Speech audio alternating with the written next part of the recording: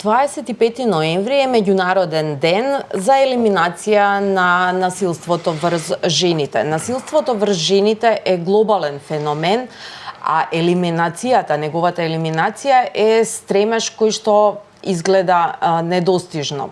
За семејното насилство, за насилството врз жените и за состојбата во Македонија, ова утро разговараме со Стојан Мишев од Сдруженијето ЕСЕ, Сдружение за еманципација, солидарност и еднаквост на жените. Добре ни дојдовте. Што вашето здружение нуди како помош и поддршка за жртвите на семејно насилство, односно за жените жртви? Добро утро. Ви благодарам на поканата. Воедно и за можноста да ја информираме повеќе јавноста за состојбите со семејното насилство во државата, што е тоа што треба да биде подобрено и накратко за што е тоа што ние како организација го превземаме на ова поле. Сдружение ЕСЕ повеќе од 20 години работи на подобрување на состојбите со семејното насилство во државата. Од 2002 година во рамки на организацијата работи Центарот за правна помош на жени што претрпеле семејно насилство, а воедно обезбедуваме и психолошко советување за жените. Жените во просек се во ЕСЕ се обраќаат 150 до 200 жени на годишно ниво, на кои што им помагаме обезбедуваме правна помош во постапките за заштита од семејно насилство, тоа е кривичната постапка, но и граѓанската судска постапка за изрекување на привремени мерки за заштита, како и помош и поддршка во решавањето на сензитивните проблеми со кои се соочуваат жените, кои се резултат на семејното насилство или поврзани со семејното насилство. Тоа е разводот на брак, старателство, издршка, поделба на имот, надоместна штета и други постапки. Правната помош која што обезбедуваме подразбира правни совети, подготовка на писмени поднесоци од типот на тужби, жалби, приговори. Во суштина се она што е потребно во судските, но и во управните, административните постапки кои ги водат жените, например пред центрите за социјална работа исто така. Она што во суштина ние го правиме, ги заекнуваме капацитетите на жените за самозастапување пред надлежните институции. Вообичаено жените се обраќаат кај нас и им помагаме да поведат одредена постапка, потоа ги советуваме и обезбедуваме совети и правна помош и поддршка во текот на самата постапка, се до завршување на овие постапки кои што ги водат. Реков дека обезбедуваме и психолошко советување. Од 2020 година, препознавајќи потребата за обезбедување на соодветни информации во однос на семејното насилство, но и проширување на услугите на територија на целата држава, ја креиравме и првата интернет или виртуелна платформа за правна помош pobaraissovet.mk, кај што може да се најдат корисни информации како да се заштитат од семејно насилство, кои се законските механизми за нивна заштита, повеќе информации за препознавање каква е природата на семејното насилство најпрво. Може да зборуваме за какви видови има: телесно, физичко, психичко насилство, сексуално насилство? Семејното насилство по дефиниција подразбира физичко, психолошко, економско, сексуално насилство.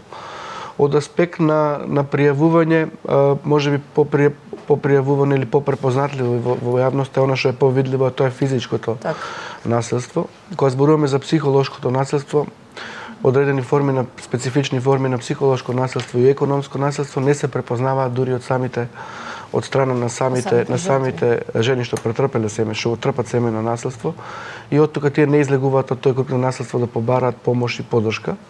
И затоа е неопходно ваквиот вид на кампањи како што е денешниот ден, а впрочем и предстојните 16 дена на активизам за насилство врз жените, е нешто што не е доволно и сметаме дека е потребно континуирано спроведување на превентивни активности во делот на подобрување на разбирањето во јавноста за тоа што представува семејното насилство, како да се препознае истото, кои се механизмите за поддршка. Го препознаваат ли институциите насилството? Рековме, она што не е видливо, тоа е психолошкото насилство, економското, кога се бараат пари од возрастни, да речеме. Во суштина, она што генерален е заклучокот дека, за жал, иако семејното насилство е забрането и законски е регулирано кај нас од 2004 година, значи оваа година навршија 20 години откако е воспоставен формално правниот систем за заштита, се уште постојат сериозни системски бариери кои невозможуваат ефективна заштита на жените што претрпеле семејно насилство. И тоа воглавно се должи на недостатокот на политичка волја и јасно изразена политичка волја и недостатокот на буџетски средства во смисла распределување на финансиски и човечки ресурси кои се потребни за справување со овој сериозен општествен проблем. Како резултат на таквиот однос ние имаме запоставување на превенцијата која е доста значајна алка во целокупното одговор на државата кон семејното насилство. Тоа е она за што зборев пред малку. Во суштина потребно е да се интензивират активностите кон целокупната јавност, особено спрема жените, а особено спрема жени кои се во уште поранлива ситуација кога зборуваме за семејно насилство, како што се жените што живеат во рурални средини, жените со попреченост, ромките, албанките, турчинките. Значи потребно е да се искористат алтернативни канали за комуникација со нив, да им се објасни како да го препознаат семејното насилство и каде да побараат помош и поддршка. Во рамки на таа кампања посебно внимание треба да се посвети најпрво на зголемување и на поддршката од најблиското обкружување на жените што трпат семејно насилство. Така, ретко кога имаат поддршка од најблиските. Затоа што за една жена да биде охрабрена, таа е неопходно е да има поддршка од роднините, пријателите, од заедницата во која што живее. За жал високата толеранција кон семејното насилство, прифатеноста во јавноста на така наречените митови околу семејното насилство, придонесуваат да жената нема поддршка колку што треба да има за да излезе од насилната заедница. Кога на ова ќе се додадат проблемите во делот на институционалниот одговор кон семејното насилство, можеме да добиеме впечаток дека навистина е тешко за една жена да стави крај на насилството, да се заштити од семејното насилство кое што го трпи, но тешко е и да продолжи со животот по разводот и разделбата. Сега на почетокот на месецов за жал имавме случај на фемицид во Штип, значи жена беше убиена од страна на партнерот. Таа претходно пријавувала насилство, меѓутоа истовремено и ја повлекла својата пријава против насилникот и на крај случајот ескалираше со убиство на жената. Некои невладини организации покренаа иницијатива за промена во кривичниот законник во смисла насилството да се гони и по службена должност. Значи не мора. А сега тоа се прави со согласност по барање на жената, на жртва. Дали вие се согласувате со ова дека треба по службена должност? Сите кривични, да кажеме дека од 2004 година се забранети и се санкционират кривично, значи се казнуваат физичкото, психолошкото, сексуалното насилство како резултат на семејното насилство. 20 години веќе е воспоставен тој систем на кривично правна заштита. Немаме ние посебни кривични дела во смисла физичко насилство или психолошко, меѓутоа актите на семејно насилство се подведени во рамки на постоечките кривични дела во кривичниот законник, па така она што е физичко насилство е регулирано преку кривичните дела убиство на миг, телесна повреда и тешка телесна повреда. Психолошкото насилство исто се санкционира против присилба, против правно лишување од слобода, загрозување на сигурноста, сексуалното насилство исто преку полов напад, исилување, подведување во вршење на проституција и други кривични дела. Во суштина, кога станува збор за семејно насилство, доколку станува во случај на семејно насилство, тогаш се казнува построго од основното кривично дело. Значи, ако е убиство како резултат на семејно насилство или телесна повреда или тешка телесна повреда, без разлика кој е, предвидена е построга затворска казна за сторителите на семејното насилство. Тоа е затоа што семејното насилство во суштина законодавецот го издвојува како еден посебен вид на сериозен криминалитет, кој во суштина представува сериозен проблем кој го тангира целото наше општество. И ако ние ги штитиме луѓето од, не знам, тепачка или напади на улица кои се случуваат, тогаш повеќе оправдано е да ги штитиме жените дома, за затворените врати на домот, место каде што сите во суштина треба да бидеме најбезбедни и најсигурни. Фактот дека станува збор за една од најсуровите форми на насилство врз жените, исто така придонесува за ваквата казнена политика. Барем онака како што е уредена на ниво на кривичен законник. Сите овие кривични дела за кои што зборев се гонат по службена должност и не се бара согласност или предлог од страна на жените што претрпеле семејно насилство, со исклучок на едно кривично дело, а тоа е кривичното дело телесна повреда, кое впрочем е и најзастапеното дело ако пријавувано ако зборуваме за случаите на семејно насилство. Верувам сте во вашето здружение сте сведоци на такви случаи кога има телесно насилство, меѓутоа кога жената не сака да го пријави сторител. Разни се причините зошто една жена се повлегува од кривичната постапка. Самиот факт дека се става притисок врз неа дека таа треба да одлучи за кривичниот прогон против сопругот или партнерот е влијае на нејзината одлука. Голем број на жени и многу зависи од начинот на кој што ќе им биде предочена таа законска исто така можност од страна на полиција. Голем број на жени не се вољни да водат кривична постапка против сторителите на семејно насилство, тие сакаат да престане насилството и да продолжат својот живот без насилство. Можно ли е тоа? Обично жените кои што се вратиле кај насилникот дека потоа во континуитет многу е значајно и од аспект на практичари кои постапуваат во случаите на семејно насилство, дали тоа ќе биде центар за социјална работа, дали тоа ќе биде полиција каде што се пријавува семејното насилство, да имат соодветно јакна и на нивните знаења и вештини најпрво да бидат доволно сензитивни кон самата проблематика како таква и кон потребите на жените што претрпеле семејно насилство. Затоа што во ситуација кога жените се повлекуваат од понатамошна кривична постапка, тоа делува разочарувачки за практичарите кои постапувале во тие случаи, кои ги прибрале, например, на ниво на полиција, оној кој што работел на случајот, инспекторот кој ги прибрал доказите. Меѓутоа треба да се разбере зошто е битно да се разбере таа природа, карактеристики, динамиката на семејното насилство, затоа што составен дел на тој циклус на насилство е и враќањето на жртвата кај сторителот, односно нивното помирување. И вообичаено семејното насилство е насилство кое што има неколку фази, меѓу кои фазата на смирување, на меѓусебно на помирување, пошто повторно доаѓа фазата на ескалирање на насилството, самата фаза на ескалација. Тоа е како еден круг и затоа е битно да се разбере таа динамика од аспект да се разберат жените зошто се враќаат кај сторителите, а може да има и други причини. Може да биде нивната неповолна финансиска состојба, срамото до колината. За економската зависност на жените.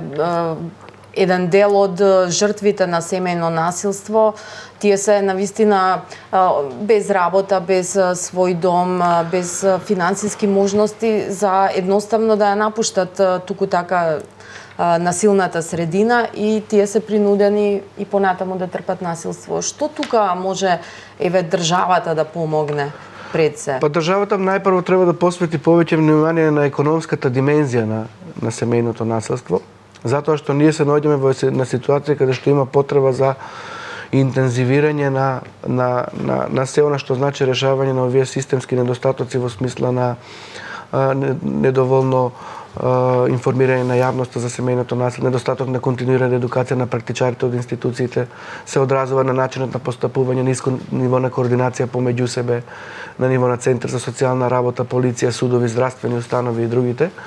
Она што е потребно покрај овозможување ефективна заштита од семејно насилство, да се работи на подобрување на економската благосостојба на жените што претрпеле семејно насилство. Да се справи со затоа што тие се наоѓаат во една многу неповолна финансиска состојба. Во моментот привршуваме со една анализа или истражување во однос на трошоците кои ги имаат жените како резултат на семејното насилство, затоа што како организација покрај тоа што континуирано обезбедуваме директна поддршка за нив за која што зборував, редовно ги консултираме за тоа кои се нивните специфични потреби од аспект на остварување на нивните законски права и комуникација која остваруваат во надлежните институции. Специфично прашање кое што го истражуваме во моментот завршуваме е колку ви се трошоците како резултат на семејното насилство во смисла трошоци поради изгубена работа или намалени приходи, здравствените трошоци, трошоци поради промена на место на живење, и ред други трошоци кои ги имаат жените директно како резултат на семејното наследство. Податоците покажуваат дека не само невработените жени, дека дури и жените кои се вработени не се во можност да ги надоместат овие трошоци кои ги надминуваат висината на нивните годишни приходи кои ги остваруваат самите жени. Над 90% од жените се приморани да користат банкарски кредити или да позајмат пари од роднини и пријатели за да можат да ги надоместат овие трошоци. А паралелно со тоа треба да обезбедат и соодветни услови за живот и за нив и за нивните деца. Практично она што го покажуваат наодите е дека без поддршка од примарното семејство, дали тоа ќе биде во форма на згрижување, односно да живее кај нив од кој ќе напушти населната заедница, или преку директна финансиска поддршка, многу е тешко за една жена да излезе од кругот на наследство и да продолжи сама со животот со своите деца и да обезбеди соодветен услови, односно да обезбеди квалитет на живот кој што тие деца го имали и пред разводот или разделбата. Дополнителен проблем представува и неплаќањето на издршката, на судската издршка за децата од страна на сторителите на семејно наследство. Ние имаме една ситуација, најпрво она што е висината на издршката која што ја доделува судот не е во согласност со реалните потреби на децата. Ние сме сведоци дека само во последните неколку години имаме значително зголемување на трошоците за живот. И од тука сметаме дека е неопходно да се унапреди судската пракса во делот на утврдување на појасни критериуми и утврдување на издршка во висина која ќе ги задоволува потребите на децата. А од друга страна и таа издршка која што е досудена, за жал, многу голем број на родители кои се обврзани да плаќаат издршка, не ја плаќаат издршката, со што финансискиот товар за грижа за децата повторно паѓа на самата жена. И затоа како организација застапуваме и сметаме дека е потребно усвојување на посебен закон по примерот на одредени земји, веќе го има и во регионот во Црна Гора, каде што во ситуација кога издршката за децата не се плаќа од страна на родителот кој е задолжен за тоа, државата е таа која што компензира на жените и нивните деца, а потоа државата си применува механизмите за наплата или извршување спрема оние родители кои не успеале или кои не ја плателе издршката. Мислиме дека тоа е соодветен начин барем да им се помогне, барем да се осигура дека се почитуваат судските одлуки и дека сторителите на семејно наследство исполнуваат својата обврска во делот на плаќање на издршка на децата.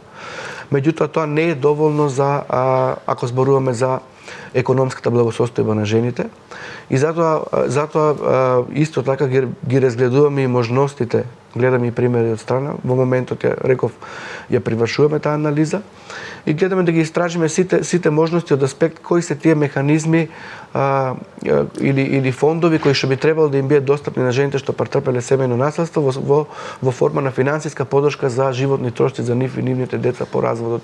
Еве сега при Министерството за правда почна да функционира комисијата за паричен надомест на жртви на секаков вид на насилство. Колку вака еднократна помош би можела да им помогне на жртвите на насилство? Како еден вид на грижа на државата? Може до некаде да компензира, меѓутоа законот е нов, сега тек треба да се применува во пракса. Ние не сме имале искуство жена која претрпела семејно наследство да поднесе и да го оствари правото на финансиски надоместок за тоа што била жртва на кривично дело. Меѓутоа уште од старт можеме да идентификуваме одредени пречки што ќе оневозможат жените кои во суштина се жртви на семејно наследство или кои што трпат семејно наследство да добијат финансиски надоместок преку овој закон. Еден од нив е тоа што голем дел на случаи на семејно наследство се евидентираат како поплаки од страна на полицијата. Ние имаме загрижувачки тренд на зголемување на поплаки во врска со семејно наследство во последните години. Од статистиката официјална на МВР можеме да погледнеме дека во 2017, ако во 2017 имало 2300 и нешто поплаки, лани сме имале дури 5300 поплаки во врска со семејно наследство. Во случај на поплака, она што го прави полицијата е предупредување на сторителите да не продолжат со насилството. Меѓутоа, нас не загрижува тоа што свесни сме дека Не само од аспект од искуството кое го добиваме од жените на кои што им помагаме, меѓутоа како организација работиме директно и со практичарите од полиција, центри, судови, директно со нив на подобрување на нивниот одговор кон семејното насилство. И од тука можеме да констатираме дека голем дел на во суштина пријави кои во себе имат елементи на кривични дела, како што е телесната повреда, завршуваат евидентирани како поплаки, и тоа се случува во ситуација кога после пријавувањето на семејното насилство, кога станува збор за телесна повреда, кога ќе се побара предлог или писмена согласност, записник за примање кривична пријава од страна на жените што претрпеле семејно насилство, доколку не се согласни за кривичниот прогон, таквиот случај се евидентира како поплака, не во сите сектори за внатрешни работи, меѓутоа во повеќето на ниво на цела држава ги евидентираат како поплака и затоа имаме многу значителен број. Друга ситуација е кога кривични дела кои во суштина се однесуваат на психолошкото насилство, поради немањето на доволно докази, повторно завршуваат евидентирани како поплаки. Тоа практично значи дека овие жени нема да имат пристап до тој фонд за финансиски надомест за штетата која што ја претрпеле како жртви на кривични дела. И од тука сметаме дека е потребно паралелно. Тој фонд е наменет заради штетата која е претрпена поради стореното кривично дело, а ние исто така зборуваме дека има потреба за финансиска поддршка за жените за надоместување на животните трошоци за нив и за нивните деца. Така, тоа им е многу поважно. Во моментот законски има предвидено во Закон за социјална заштита по два основа. Едниот е за итна заштита и изгрижување, еднократна парична помош во висина од 15.000 денари и во висина од 12.000 денари за здравствена заштита и медицински третман. Меѓутоа во пракса жените се малку информирани за ова право, а и мал број на жени го имат реално искористено ваквото право. Ние со истражувањето кое што го правевме опфативме 52 жени кои се обратија кај нас последната година. Од тие 52 жени многу мал беше процентот на 5-6 жени го имаа само искористено ова право, а другите воопшто не беа информирани дека имаат такова потреба. Меѓутоа, од една страна ваквата финансиска поддршка која е законски определена не е доволна. Жените кои го напуштаат семејството, домот како резултат на семејното насилство, особено оние кои што треба да плаќаат кирија за стан, така, за стан, само месечните трошоци што ќе ги имат околу плаќањето на киријата и поврзаните с големени трошоци поради промена на место на живење кои настанале, се поголеми од оваа еднократна парична помош, а да не забораваме дека се трошоци кои што ќе ги имаат секој месец. Од тога, од една страна е недоволна како што е планирана, а од друга страна па ниту ја добиваат жените и оваа која што е малку финансиска помош, и затоа има една таква ситуација кај што над 90% се користат банкарски кредити, позајмуваат пари, реков, од роднини, од пријатели, така, со цел надоместување на трошоците кои ги имат како резултат на семејното насилство, и затоа е потребно државата да усвои посебни мерки за финансиска поддршка на жените кои што ќе им помогне да ја надминат оваа ситуација во која што се наоѓаат. Бидејќи за нив е подеднакво исто како да бидат заштитени прво од семејно насилство, меѓутоа да можат да продолжат со животот со децата непречено после разводот или разделбата. Друг проблем со кој ќе се очуваат е исто и трошоците кои ги има околу судските постапки кои им се потребни. Па така земајќи предвид ослободени, земајќи предвид нивната неповолна финансиска состојба, имат законска можност да барат од ослободување од плаќање на трошоци во постапката согласно Закон за парнична постапка, тоа го барат од судот. И имат можност до Министерство за правда, односно до подршните одделенија во градовите на Министерство за правда да поднесат барање за одобрување на секундарна правна помош. Она што е како резултат на застапувањето наше и на другите граѓански организации го има во Законот за бесплатна правна помош, меѓутоа треба да се работи на спроведувањето, е дека жените имаат право на бесплатна правна помош, адвокатско застапување во постапката за изрекување на привремени мерки за заштита, граѓанска судска постапка, без оглед на нивната финансиска состојба. може со поднесување на потврда од Центар за социјална работа или од полиција да го остварат ова право и би требало Министерство за правда во рок од 2 дена или 48 часа да им одобри адвокат кој ќе ги застапува. Затоа што и самата постапка е до 7 дена законскиот рок на спроведување во судот на оваа постапка. Ова е постапка за итна заштита од семејно насилство. Привремените мерки за заштита во суштина дел се од забранувачки карактер, да му забранат да ја контактира, да ја се приближува, да комуницира со неа, со членови на семејството, надоместување на трошоците кои настанале како резултат на семејно насилство, отстранување на сторителите од домот, задолжително посетување на советувалиште за сторители или задолжително посетување на да оди на третман доколку станува збор за злоупотреба на алкохол, дрога, доколку има психолошко заболување и други мерки кои што судот ќе ги оцени. Меѓутоа, во пракса најчесто се изрекуваат овие кои се забранувачки карактер. Тек треба да заживеат, иако 20 години се предвидени другите привремени мерки и работиме на нивно промовирање исто така. А во постапките за развод на брак, старателство може да побараат секундарна правна помош, меѓутоа со исполнување на критериумите од аспект на имотна финансиска состојба. И тоа е пречка за голем број на жени. Тоа е друга постапка. Во суштина, иако ги имаат како законски права, многу малку ги користат и правото на ослободување од трошоци во постапката и правото на бесплатна правна помош преку Министерството за правда. Да, меѓутоа може секогаш да се обратат до здруженијата како вашите. Слободно ние ги охрабруваме сите жени кои имаат потреба од помош и поддршка да се обратат во нашата канцеларија. Нашиот број е 023117 Слободно јавете се, ќе ве информираме за кои се правата, ги информираме за не само како е законски уредено правото, туку и што да очекуваат во постапките пред надлежните институции, бидејќи ние надиме во суштина специјализирана правна помош за семејно насилство, за заштита од семејно насилство и работиме и на решавање на сите поврзани правни проблеми со кои се соочуваат. Исто така може да ја посетат платформата побарајсовет.мк, кај што има корисни информации, меѓутоа исто преку платформата може и да постават прашање во смисла да го наведат индивидуалниот проблем со кој се соочуваат.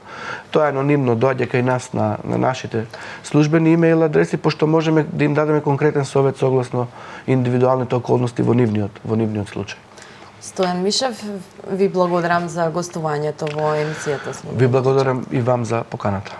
Почитувани, останатите содржини на Слободен печат.